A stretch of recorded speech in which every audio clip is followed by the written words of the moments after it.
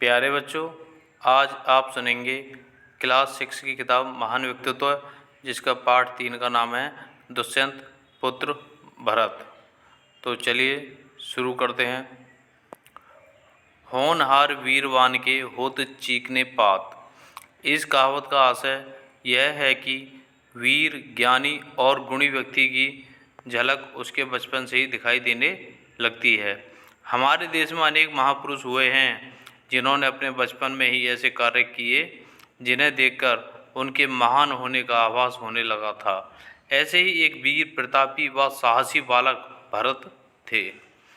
भरत हस्तिनापुर के राजा दुष्यंत के पुत्र थे। राजा दुष्यंत एक बार शिकार खेलते हुए कण्व ऋषि के आश्रम पहुँचे। वहाँ शकुंतला के साथ आश्रम में ही गंधर्व विवाह कर लिया।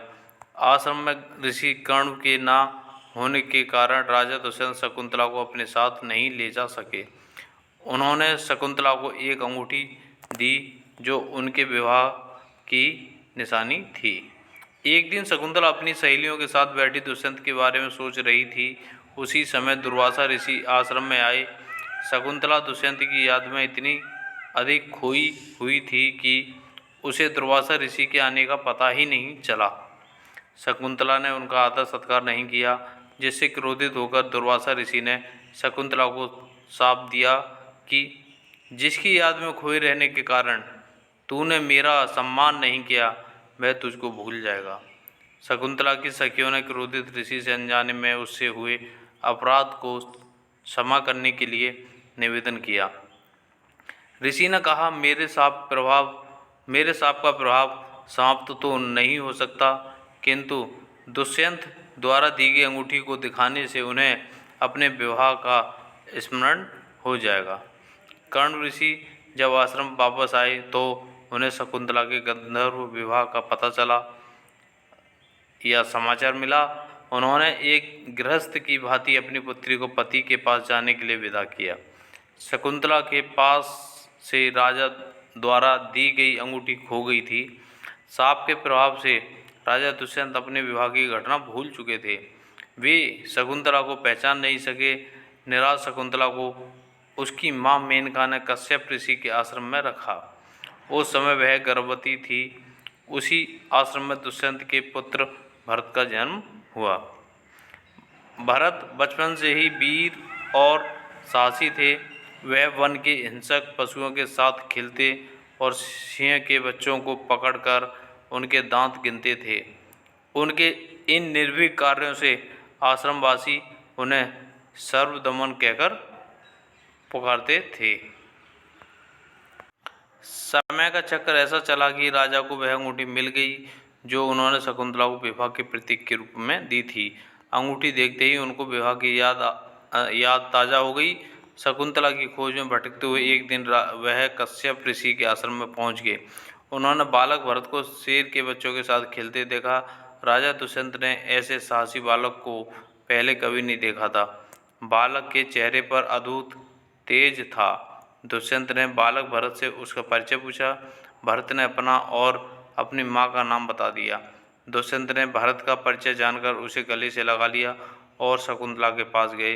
अपने पुत्र एवं पत्नी को लेकर वह हस्तिनापुर वापस लौट आए। हस्तिनापुर में भरत की शिक्षा दीक्षा हुई।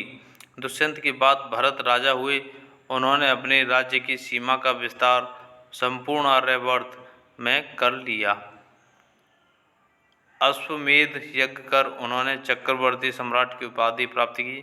चक्रवर्ती सम्राट भरत ने राज्य में सुदृढ़ न्याय व्यवस्था और सामाजिक एकता स्थापित की।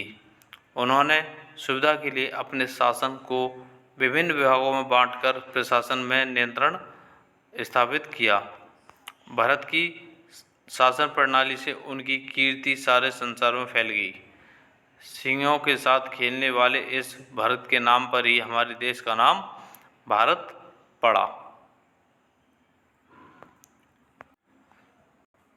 प्यारे बच्चों, इसमें ये पारिभाषिक शब्दावली दी हुई है। जैसे इसमें लिखा हुआ है गंधर्व विवाह किसे कहते हैं, तो स्वेच्छा से प्रेम विवाह गंधर्व विवाह कहलाता है। और अश्वमेध यज्ञ क्या होता है?